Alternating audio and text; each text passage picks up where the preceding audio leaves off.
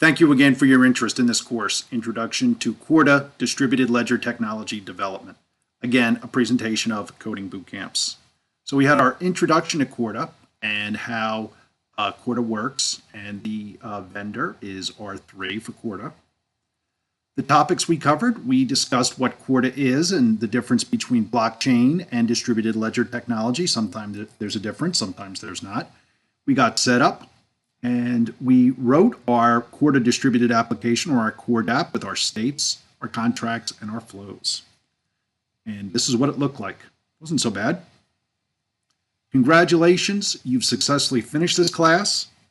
For some follow-up classes, again, please check back with coding boot camps. We have Introduction to Blockchain Cybersecurity, Learn Solidity Programming by Examples, Hyperledger Fabric for Developers, Ethereum Blockchain Development, Hyperledger Fabric for System Administrators, and Hyperledger Sawtooth for System Administrators.